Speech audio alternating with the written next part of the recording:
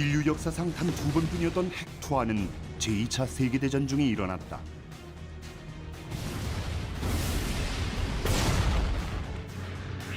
첫 번째는 1945년 8월 6일 미국이 일본 히로시마에 떨어뜨린 원자탄 리틀보이.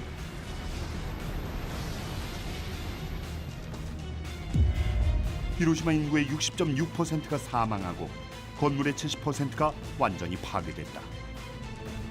두 번째는 히로시마 원폭 투하 3일 뒤 나가사키에 떨어진 플루토늄 폭탄 팬맨이다. 나가사키 주민 8만여 명이 사망하고 도시는 형체를 알아볼 수 없을 정도로 파괴됐다.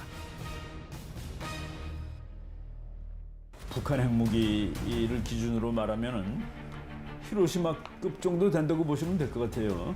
광화문에 떨어뜨렸다. 그러면 청량리에 있는 사람이 들고 있는 신문이 탑니다. 뭐 이거를 인명 피해로 쓴다면은 그거는 상상 불허입니다. 지난 2004년 미국은 한반도 핵전쟁 시뮬레이션을 공개했다. 여기에서 미국은 북한이 스커드 AB형 미사일 한 발을 용산 일대에 발사했다고 가정했을 때 그 자리에서 40만 명이 즉시 사망할 것이라고 예측했다.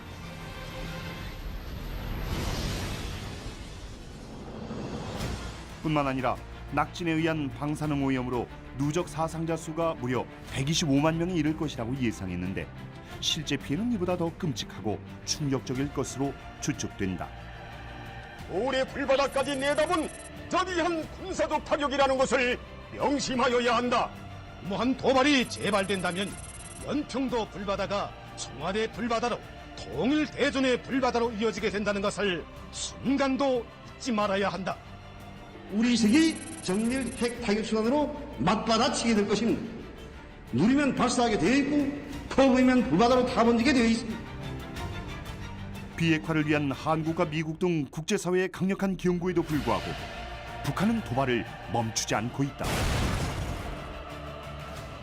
2016년 여전히 한반도의 안보를 위협하는 북한의 핵도발.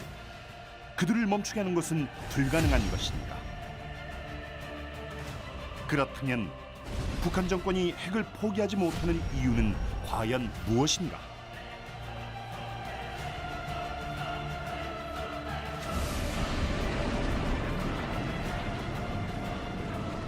북한 최후의 도발, 핵 문제를 짚어본다.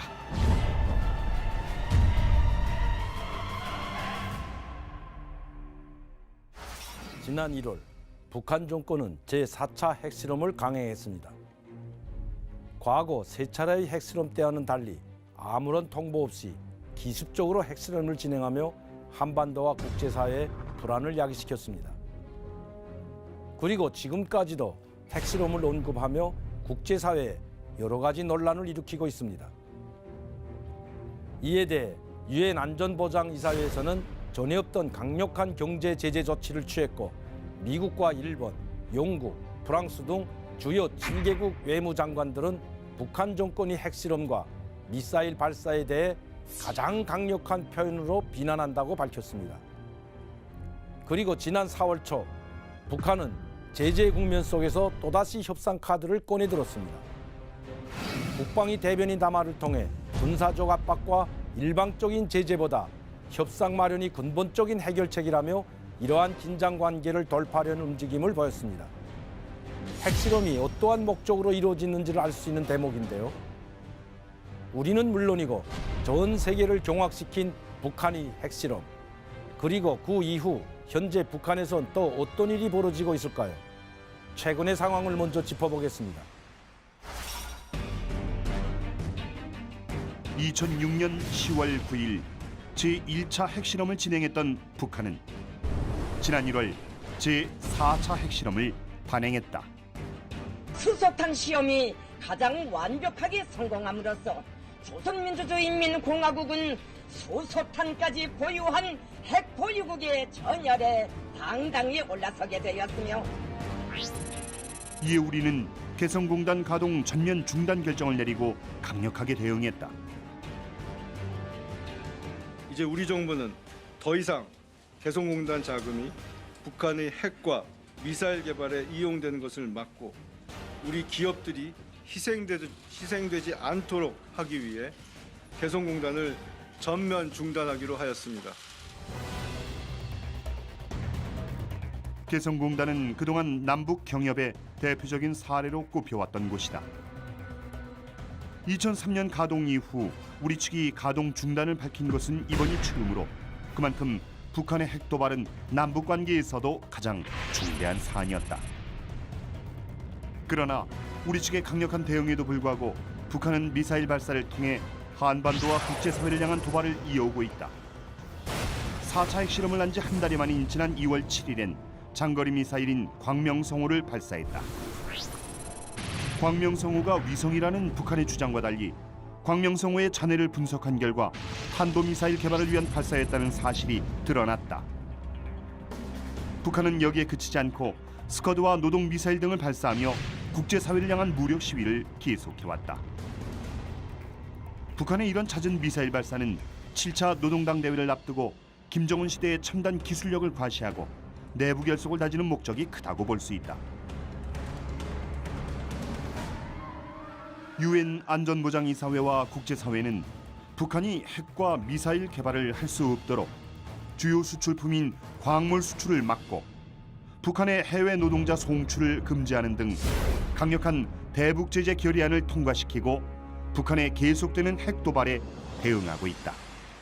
가장 중요한 것은요, 김정은 정권의 안착입니다. 내부 불안을 불식하고 위대한 지도자로 우뚝 세우는 거. 이게 제7차 당대회의 가장 근본적인 목표입니다. 그 근본적인 목표를 기왕에 제재를 받고 있는 기간 동안 해보고 싶었던 실험을 계속하고 핵무기 실전 배치를 앞당기겠다.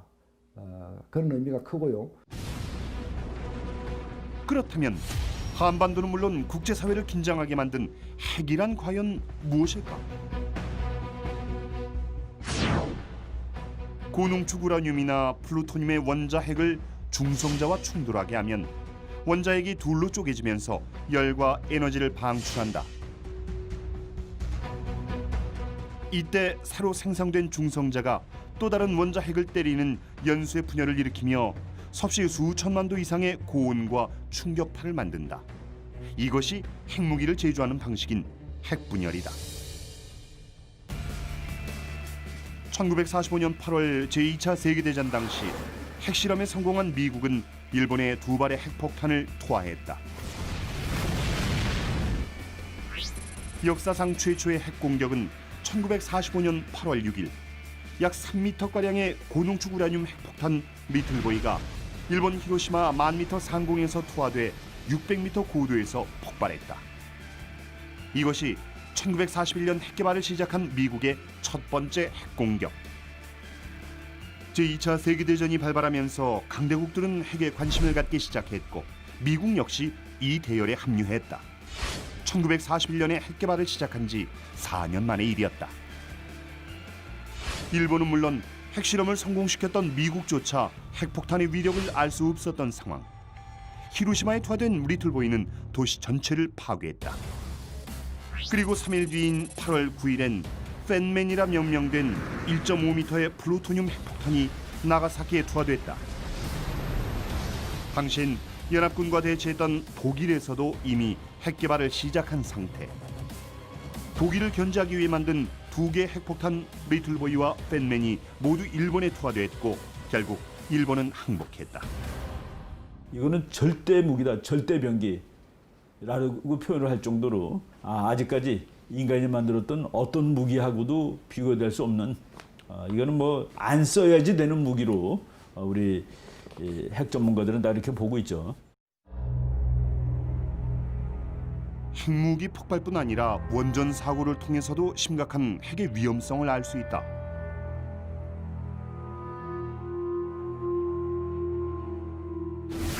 (1986년 4월 26일) 구소련 우크라이나 체르노빌 원자력 발전소에서 원자로의 안전 시스템을 시험하던 중 폭발 사고가 일어났다. 방사능에 노출된 피폭 후유증으로 1991년 4월까지 5년 동안 7천여 명이 사망하고 70여만 명이 치료를 받았다.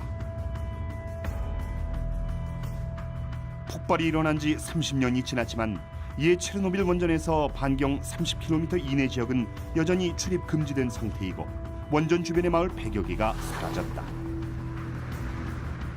연합군의 핵공격으로 막을 내린 제2차 세계대전. 핵의 위력을 실감한 강대국들은 차츰 핵 개발에 몰두하기 시작했고 바야흐로 핵의 시대가 시작됐다. 핵무기 개발 전쟁은 자유주의 진영의 미국과 사회주의 진영의 구소련이 대립하는 냉전 시대에 들어서면서 본격적으로 불이 붙는다. 핵무기를 가졌다는 것은 최첨단 기술을 보유했다는 것을 전 세계에 알리고 외교적으로 지위가 올라가는 것이기 때문에 선진국들은 경쟁적으로 핵 개발에 몰두했다. 그리고 미국에 이어 1949년엔 구소련이 핵 개발에 성공한다.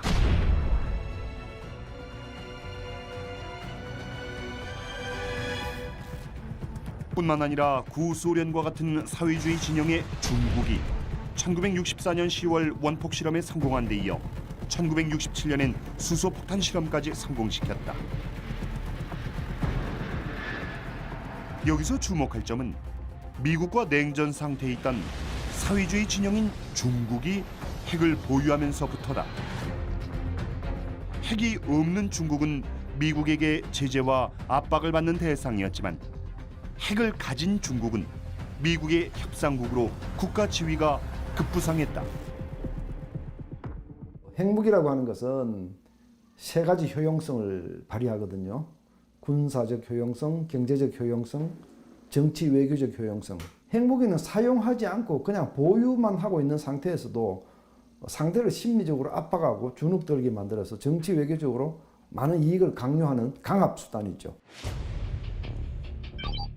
미국은 핵이 없는 국가들의 핵 보유를 금지하는 핵 확산 금지 조약 NPT를 추진한다. 이후 핵무기의 최대 보유국인 미국과 구소련이 1965년부터 협상을 시작해 3년 뒤 유엔 총회에서 결의안을 채택하고 1970년 3월 5일에 정식 발효됐다. 그 결과 미국과 구소련인 러시아, 중국, 영국, 프랑스가 핵 보유국의 지위를 갖게 됐다. 그리고 NPT 회원국이 핵무기로 공격을 받을 때에는 NPT가 인정한 핵 보유국이 필요한 지원을 제공한다는 유엔 안보리 결의 제255호에 따라 현재까지 189개의 나라가 핵무기의 확산을 방지할 목적으로 NPT에 가입했다. 1985년 12월 북한 역시 NPT에 가입했지만 끝내 핵에 대한 집착을 버리진 못했다. 북한은 1993년과 2003년 두 차례나 NPT 탈퇴를 선언, 핵 보유국의 지위를 얻기 위해 현재까지도 핵 개발에 끈질기게 매달리고 있다. 북한 정권이 핵 도발은 지금까지 꽤 오랫동안 지속됐습니다. 그리고 이 기간 동안 유엔 등 국제사회의 경제적, 정치적 제재 조치 역시 계속됐습니다. 유엔 안전보장이사회에서는 총 4번의 핵실험 관련 제재 결의안을 통과시켰는데요. 과거 3차례 안보리 대북 제재 결의는 북한의 대량 살상 무기 개발에 집중적으로 초점이 맞춰져 있었습니다.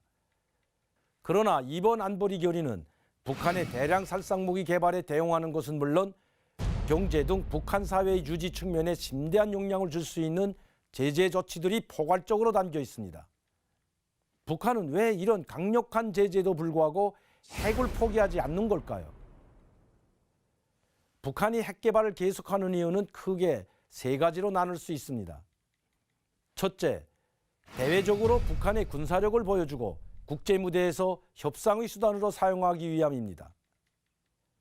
과거 북한 정권은 인접한 공산국가인 중국과 소련의 원조 아래 정권을 유지시켰습니다. 그러나 1990년대로 접어들면서 그 양상이 크게 바뀌었습니다. 1989년 폴란드를 시작으로 공산국가들이 무너지기 시작했고 이후 1991년 소련마저 무너졌습니다. 특히 소련과의 관계 변화는 북한에 적지 않은 타격이 되었는데요. 1985년 고르바초프가 개혁, 개방 정책을 추진하면서 북한의 상황이 변하기 시작했습니다. 든든한 우방이었던 소련은 1988년 북한과 기존의 우호 관계에서 벗어나겠다고 선언했으며 이후 러시아에서는 과거 북한과 맺었던 조소 우호 협조 및 허상 원조 조약을 파기하겠다고 선언했습니다. 이 조약은 양측의 전쟁이 발발할 시 별도의 절차 없이 서로를 돕기 위해 자동 개입한다는 내용이 포함되어 있었습니다. 이것이 파기되었다는 것은 더 이상 러시아가 북한의 강력한 우방국이 아님을 드러낸 것입니다. 이렇게 외교적으로 큰 변화를 맞게 되면서 북한 정권은 핵 개발에 더욱 집착하게 되었습니다. 유례없는 3대 세습 체제를 유지하고 있는 북한은 자신들이 정권 유지에 대한 불안감이 증폭되자 국제사회의 이목을 끌고 보다 유리한 협상을 하기 위해 바로 이 핵을 무기로 내세운 것입니다. 두 번째는 남북한 관계에서 군사적 우위를 앞세우기 위한 수단입니다. 1980년대 이후 우리가 급격한 경제 성장을 이루면서 북한은 경제, 사회는 물론이고 군사적으로도 많이 뒤떨어지게 됐습니다. 제재 경쟁에서 우리에 비해 많이 뒤떨어지게 된 북한 정권은 더 이상 국제적으로 우리를 이길 수 없다고 판단, 핵무기 개발에 몰두한 것입니다. 이런 북한의 정권의 주장을 드러낸 것이 바로 선군 정치입니다. 북한에서 선군 정치가 등장한 것은 김일성 사망 이후 김정일 체제의 본격적인 가동이 준비되던 1995년입니다. 선군 사상은 김일성의 주체 사상을 뛰어넘는 김정일 시대 정치 이념으로 논의되기 시작했습니다. 1998년에 북한이 핵심적 기치로 정착하며 남북한 관계에서도 선군 사상을 내세우기 시작했습니다. 이것은 북한이 체제에서 다른 무엇보다 군이 우선이라는 것으로 김정일 시대의 북한 체제 유지에 있어 강력한 기치로 되었습니다. 지난 2006년 제19차 남북 장관급 회담에서 북측 단장은 북의 선군 사상이 남측의 안전을 도모해주고 남측의 광범위한 대중이 덕을 보고 있다며 선군 정치론을 주장했습니다. 또 같은 해 노동신문 역시 조선반도에서 우리의 전쟁 억제력이 없었더라면 이미 핵전쟁이 10번도 더 터졌을 것이라는 것은 명백하다라고 언급한 것 역시 이러한 선군 정치에 기초한 발언입니다. 마지막 세 번째 이유는 북한 내부적으로 결속을 다지려는 의도입니다. 거듭된 경제난으로 기본적인 생활조차 힘들어진 북한에서는 정권에 대한 신뢰가 점점 떨어지고 있는 상황입니다. 도표를 보시면 1차 핵실험이 있었던 2006년과 2차 핵실험이 있었던 2009년 그리고 2013년 3차 핵실험 시기까지 모두 그 전년도에 비해 경제 성장률이 떨어진 것을 확인할 수 있습니다. 경제 성장률만으로 모두 설명이 되진 않겠지만 이것을 보면 북한 내부의 경제적 어려움이 있을 때마다 핵실험을 강행했던 것을 알 수 있는데요. 식량난 등으로 체제를 불신하게 된 주민들의 불만을 잠재우고 권력을 강화하기 위한 수단으로 핵 개발을 멈추지 않고 있는 것입니다. 왕정 국가가 아니면서도 세계에서 유일하게 3대 세습을 이어오고 있는 북한. 과연 이 세습의 시작은 언제부터였고 어떻게 지금까지 유지해온 것일까요? 1945년 해방 뒤 북한은 여러 파벌이 유입된 연립체제였다. 3년 뒤 총선거에서 권력을 장악한 김일성은 자신과 뜻을 같이 하는 동북항일연군파를 제외한 박헌영의 남로당파, 허가이의 소련파, 김두봉의 연안파 등 라이벌들을 차례차례 숙청했다. 그리고 유일 독재 체제를 만들고 최고 권력자로 등극한다. 1972년 12월 북한은 후계자 결정에 앞서 헌법 개정을 통해 국가 주석에게 국가의 모든 권력을 집중시키는 방향으로 국가 권력 체계를 개편한다. 국가 주석의 유일 지배 체제를 구축한 김일성은 권력 세습의 단계에 들어갔다. 김일성의 다음 후계자로 주목받고 1994년 김일성 사망 이후 최고 통치자로 자리하기까지 20년이 넘는 세월을 보낸 김정일. 긴 시간 동안 후계자 수업을 받았지만 강력한 지도자였던 아버지 김일성에 비해 지도층은 물론 군과 북한 주민들 사이에서도 절대적인 신뢰를 받지는 못했던 김정일은 자신의 권력을 유지하기 위해 군 통제력을 강화하는 동시에 핵개발 문제를 수면 위로 드러냈다. 70년대 초반이 되면 김정일이가 조선노동당 이 조직 지도부의 부부장, 부장을 거치게 되고 그 권력 승계의 완성은 1980년 제6차 당대회, 6차 당대회에서 김정일이가 정치국 상무위원이 되고 당중앙위원회 위원, 여러 가지 분야의 권력을 장악하면서 그때부터 경애하는 지도자로 불리게 되죠. 김일성의 시대와는 다르게 김정일이 등장하면서 북한 내부는 경제적인 어려움이 가중됐다. 식량난을 겪으며 약해진 김정일의 통치 기반 마련을 위해 북한은 1987년에 당의 유일사상 체계 확립 10대 원칙을 발표한다. 후계자의 유일적 지도 체제를 확고히 세워야 하고 후계자의 권위를 보장하며 후계자를 목숨으로 사수해야 한다는 것을 법적으로 보장하는 조치를 취해 나가기 시작했다. 1994년 7월 김일성이 사망하고 김정일은 3년상을 이유로 1997년까지 김일성의 유훈에 따라 북한을 다스리는 유훈 통치를 이어갔다. 이후 권력 기반을 다진 김정일은 김일성의 3년상을 마무리한 1997년 10월 사회주의 권력의 정점인 노동당 총비서로 추대됐다.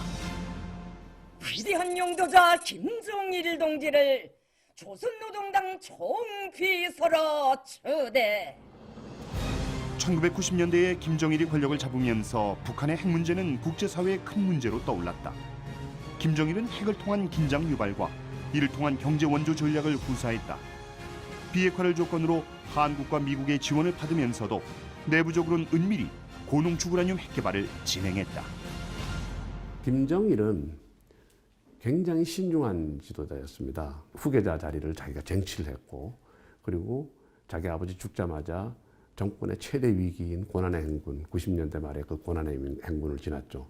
그러면서 체제의 위기를 가까스로 넘겼단 말이죠. 그래서 굉장히 신중한 국정 운영 태도를 보였기 때문에 어떻게 보면 대외적으로 어떤 과시적이거나 모험적이거나 이런 것보다는 어떻게 보면은 일단 한 발 나갔다가 일보 전진, 반보 후퇴, 일보 전진, 반보 후퇴 그런 식의 통치 행태를 보였거든요. 2008년 8월 김정일이 뇌혈관계 이상으로 쓰러진 후 건강에 빨간불이 켜졌다. 9월 9일 정권 수립 60주년 행사에 김정일이 모습을 보이지 않자 건강 이상설이 제기됐다. 그리고 그 이듬해인 2009년 1월 김정일의 삼남 김정은이 급하게 후계자로 내정됐다. 김정은이가 상당히 리더십이 있어 보이고 상당히 호전적이고 적극적이고 그런 점에서 봤을 때 김정은이가 더 지도자의 제목이다 이렇게 판단을 한 것 같아요. 그것이 동생이지만 후계자로 지목된 그런 배경이 아닐까 생각합니다.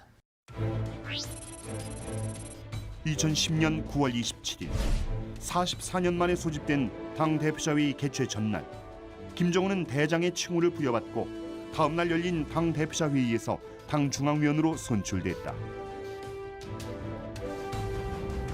그리고 뒤이어 조선노동당 군사중앙위원회 부위원장으로 선출됐다. 이렇게 해서 북한은 다른 공산주의 국가에서도 전례가 없는 3대 권력 세습을 공식화했다.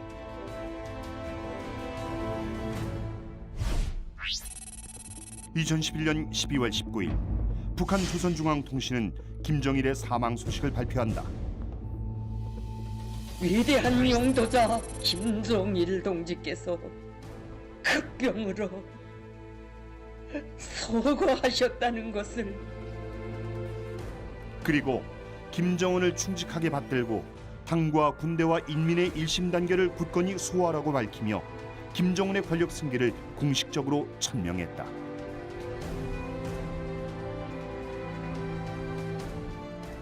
그리고 열흘 뒤 중앙 추도대회를 마지막으로 김정일의 장례식이 마무리됐다.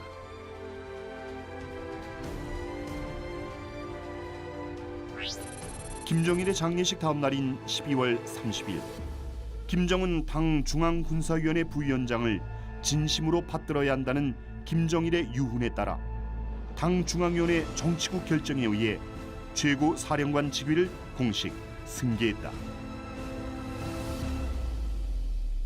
북한의 김씨 왕조가 정권을 유지하기 위한 어떤 가장 중요한 수단 중에 하나가 외부로부터의 침략을 자기들이 막아낸다는 어떤 그런 내부 긴장을 조성해서 체제 결속을 강화하는 겁니다. 김정은의 후계자 세습 과정은 아버지 김정일의 갑작스러운 건강 악화로 속도전 양상을 보이며 진행됐다. 이는 김정은 후계 체제의 불확실성과 불안정성을 그대로 보여준 것이다. 시작부터 불안정해 보인다는 평가를 받은 김정은은 전군의 현대화, 핵개발과 경제를 비슷한 비중으로 발전시키겠다는 핵경제 병진 정책을 내걸었다. 표면적으로는 3대 세습을 이루었지만 국제사회의 압박과 경제난 등으로 내부 결속은 이루지 못한 김정은. 그는 아버지 김정일과 마찬가지로 핵을 권력 유지 수단으로 삼았다. 군수공업 부문에서 국방과학 기술을 발전시키고 국방공업의 주체와 현대화 과학화 수준을 더욱 높이며 군자리 혁명 정신을 발휘하여 적들을 완전히 제압할 수 있는 우리식의 다양한 군사적 타격 수단들을 더 많이 개발 생산하여야 합니다. 2013년 2월 북한은 제3차 핵실험을 단행하며 핵에 대한 집착을 드러냈다. 김정은에게 핵은 정권 유지를 위한 최후의 보루인 것이다. 김일성, 김정일에 이어 3대 권력을 세습하고 있는 김정은. 30대의 젊은 지도자, 유학파 출신이라는 점에서 김정은은 북한 내부는 물론이고 국제사회에서도 관심을 모았습니다. 2011년 정권을 잡은 김정은은 운둔 정치라 불린 아버지 김정일의 정치 스타일과는 완전히 다른 방향으로 그 모습을 드러냈습니다. 2013년 고모부 장성택과 2014년 현영철 인민무력부장을 공개 처형하는 등 김정은이 통치한 4년간 처형된 고위급 간부만 해도 약 70여 명에 이를 정도인데요. 김정은은 이렇게 공포 정치로 군부를 장악한 후 현재까지 정권을 유지시키고 있는 것입니다. 이런 공포감으로 북한 내 권력을 유지시키고 있긴 하지만 사실 주민들의 속내는 다릅니다. 최근 북한을 나온 북이탈 주민을 만나보면 북한 내부에서 김정은을 어떻게 생각하는지 알 수 있는데요. 제가 만나본 대부분의 북한 이탈 주민들은 김정은을 향해 비난의 말을 내놓았습니다. 공식적인 명칭은 국방위원회 제1위원장이지만 북한 내에서도 주민들끼리는 김정은을 돼지 또는 작은 뚱보로 부른다고 합니다. 그것도 과거 김정일에 비해 훨씬 높은 강도의 비판이었고 이것으로 보아 겉으로는 그 정권이 잘 유지되고 있는 듯 하지만 북한 내부 주민들 사이에서는 이미 신뢰를 잃은 지 오래라는 것을 알 수 있었습니다. 최근 제3국에 위치한 북한 식당에서 일하던 종업원 13명이 집단 탈북을 한 것만 보아도 북한 김정은 정권이 주민들에게 얼마나 신뢰를 잃었는지 알 수 있습니다. 이들은 일반 주민이 아니라 모두 북한 내 고위급 자녀들입니다. 그만큼 북한의 정권과 국제사회에 대해서도 잘 알고 있는 계급인 것입니다. 이렇게 대내적으로 입지가 약화되면서 김정은은 안팎으로 유용하게 쓰일 핵화대에 더욱 몰두할 수밖에 없는 상황이 된 것입니다. 북한이 이렇게 핵에 매달리게 된 것은 핵으로 경제적인 어려움을 극복하고 정권 유지를 이어온 사례가 있기 때문입니다. 그렇다면 북한에서 핵 도발의 룰 모델로 삼고 있는 것은 과연 어디일까요? 그것은 바로 아프가니스탄과 인도, 중국과 국경을 맞대고 있는 나라, 바로 파키스탄입니다. 미국 과학자협회가 지난해 발표한 보고서에 따르면 파키스탄은 최근 약 130개의 핵탄두를 보유하고 있다고 합니다. 핵 보유국의 지위를 얻게 된 파키스탄은 미국의 경제적 원조는 물론이고 2001년 아프간전에서는 미국에 협력하며 돈독한 관계를 쌓게 되는데요. 실제 미국의 9.11 테러 이후 미국은 대량의 원조를 하며 파키스탄의 경제적 어려움을 해소해 주기도 했습니다. 이렇듯 서방 세계의 원조와 정권의 안정을 꿈꾸는 김정은은 경제적 어려움과 정권 유지의 위험이 높아질수록 핵도발에 승부수를 걸었던 것입니다. 그렇다면 실제 북한의 핵도발은 어떻게 이루어졌고 그 도발을 통해 북한은 과연 무엇을 얻으려 했을까요? 한반도는 물론 전 세계의 긴장을 몰고 온 북한의 핵도발. 과연 그 시작은 언제일까? 지금으로부터 23년 전인 1993년 3월 12일 북한은 일방적으로 핵확산 금지 조약인 NPT 탈퇴를 선언했다. 이것이 이른바 1차 북핵 위기의 시작이다. 북한 핵 문제는 1989년 9월 프랑스 상업정찰 위성 스포시 북한의 영변 핵시설을 촬영한 사진을 공개하면서 시작됐다.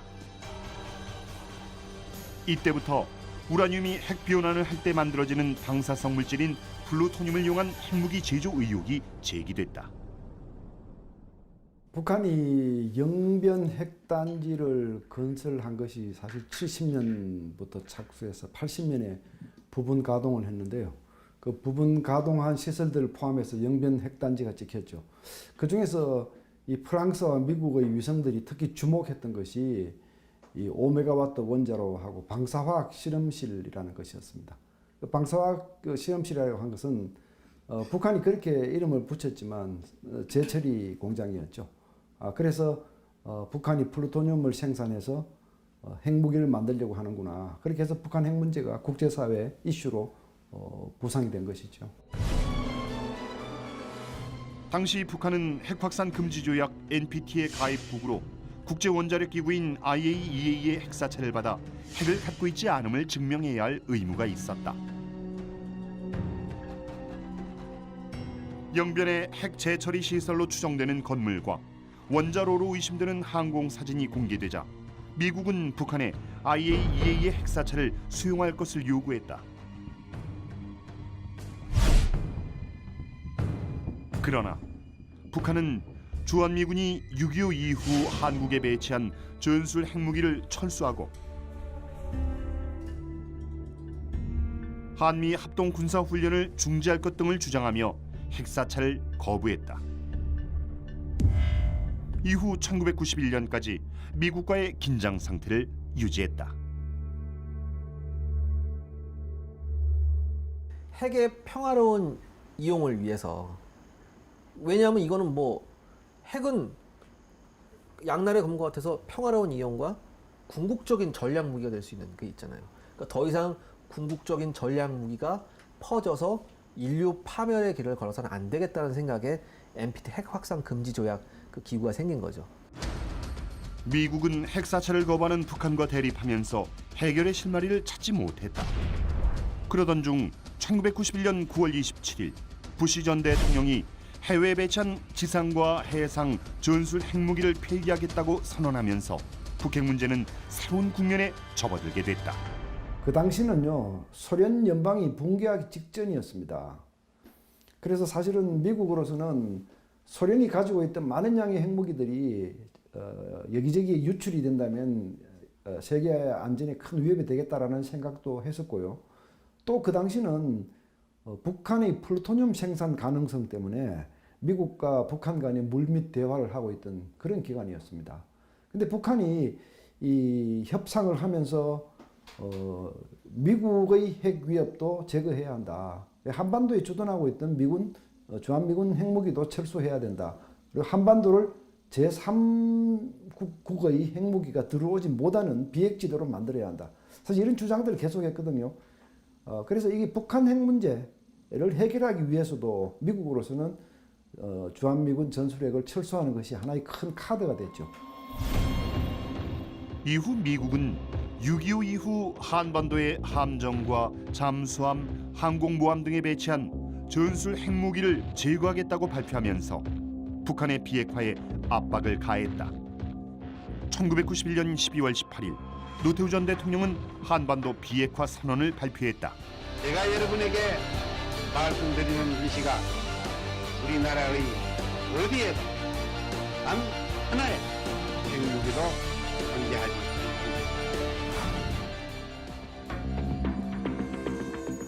앞서 12월 13일에 열린 제5차 남북 고위급 회담에서 양측 대표들의 합의에 따라 1991년 12월 26일부터 31일까지 판문점에서 세 차례의 남북 대표 접촉이 이루어졌다.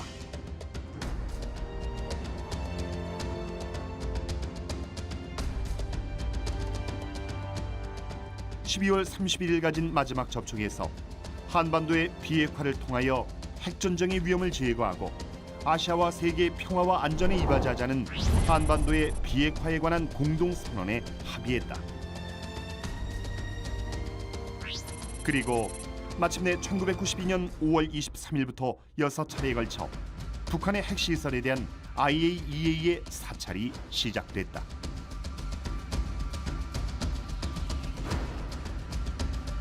그러나 사찰 후 IAEA는 북한이 신고한 플루토늄 추출량과 관련해 의문을 제기한다.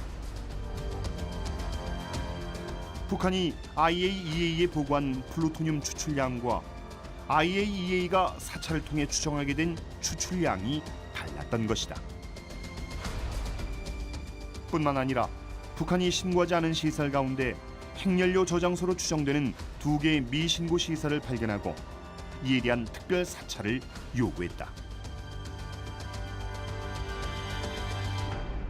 북한은 당시에 극소량의 플루토늄만 추출해봤다 이렇게 이제 얘기를 했는데 IAEA 사찰관이 조사를 해보니까 북한이 보고했던 그 양도 틀리고 또 재처리를 했던 횟수도 틀리고 다 틀렸죠. 하지만 북한은 IAEA의 요구를 거부하고 1993년 3월 9일 한미 합동 군사훈련 시작에 맞추어 준전시 상태를 선포하며 NPT 탈퇴를 선언했다. 북한이 NPT 탈퇴를 선언하자 우리 측은 강경한 태도로 북한을 압박했다. 김영삼 전 대통령은 핵무기가 있는 상대와는 결코 악수하지 않을 것이라고 밝히며 북한이 NPT에 복귀하고 IAEA의 사찰을 수용해야 한다고 강조했다. 북한의 NPT 탈퇴 선언 이후 한반도의 핵의 그림자가 드리워지기 시작했고 IAEA는 북한의 특별 사찰을 수용할 것을 요구했다. 그러나 북한은 IAEA와 유엔 안보리의 불공정성을 문제 삼으면서 안보리의 요구를 수용하지 않았고 북미 고위급 대화를 요구하며 맞섰다. 1993년 6월 이후 이루어진 북미 간 접촉에서 한미 합동 군사훈련 중지, IAEA 핵사찰 이행, 남북 간 실무 접촉, 남북미 3자 회담에 합의한다. 그리고 1994년 3월 19일 남북 실무회담이 성사됐다. 그런데 여기서 서울이 멀지 않습니다. 전쟁이 일어나면은 불바다가 되고 말아요. 우여곡절 끝에 만남이 성사된 남북 간 실무회담에서 북측 대표가 전쟁이 일어나면 서울이 불바다가 될 것이다라는 일명 불바다 발언을 해서 남북 간 대화는 곧바로 중단된다. 이후 대화와 소통으로 북핵 문제를 풀어나가려는 우리 측의 노력에도 불구하고 상황은 급격히 악화됐다. 결국 IAEA는 북한에 대한 특별 사찰 문제를 유엔에 회부하기로 결정했다. 이에 북한은 1994년 5월 3일 영변 원자로의 원료 재장전을 경고했다. 그리고 5월 16일 이를 실행하는 조치로 핵연료봉 교체 작업을 발표하며 맞섰다. 근데 북한이 NPT를 탈퇴하고 IAEA 사찰을 거부하고 이런 사태가 우리나라에서는 6.25 전쟁 이후에 가장 큰 남북 긴장 상황이었죠. 전쟁의 위험성이 가장 높았어요. 그때가 6.25 전쟁 이후에. 이렇게 전쟁의 위기로까지 치달았던 북핵 문제는 지미 카터 전 미국 대통령이 개입하면서 극적으로 돌파구를 찾게 된다.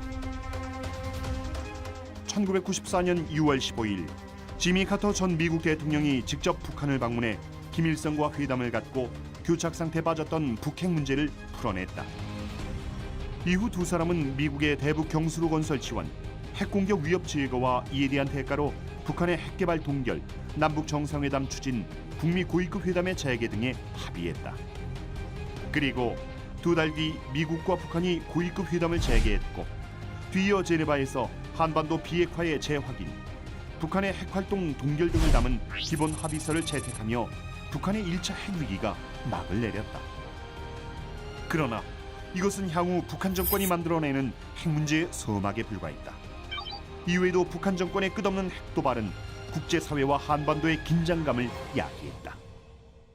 당시 북한은 김일성에서 김정일로 권력이 이양되던 시기로 김정일은 아버지 김일성의 그늘에서 벗어나 빨리 자신만의 권력을 만들어야 하는 상태였습니다.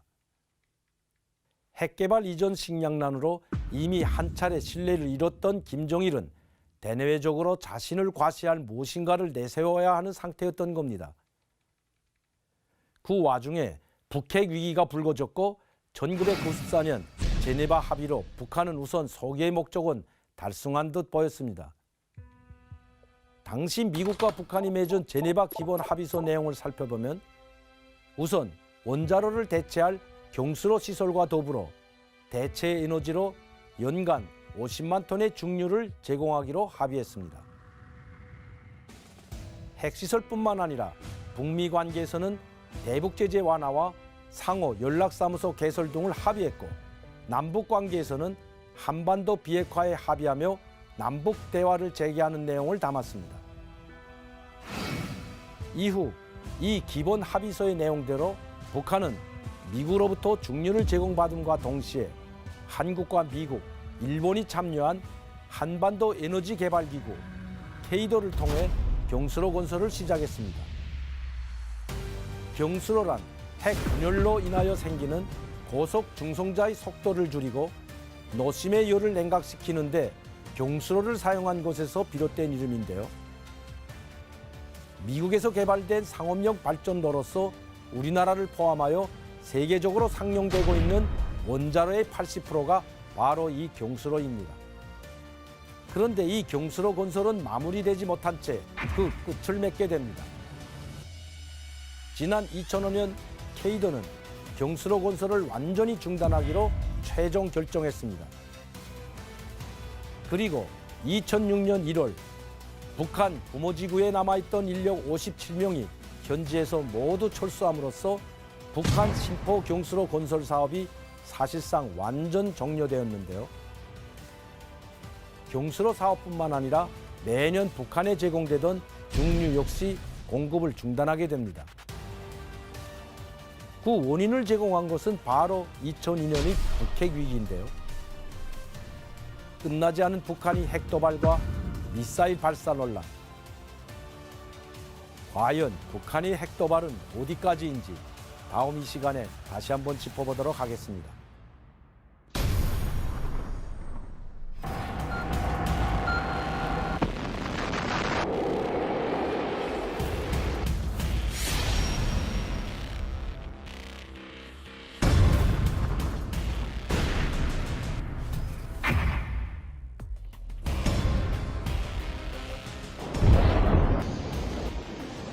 차 지하 핵시험을 성공적으로 진행. 첫 수소탄 시험 완전 성공. 북한이 핵을 가진 상태에서는 남한에 대해서 도발을 해도 된다. 결국 그들이 노리는 대남적화 전략의 여건을 만들려고 하는 그런 속내가 핵미사일 개발에 담겨져 있다.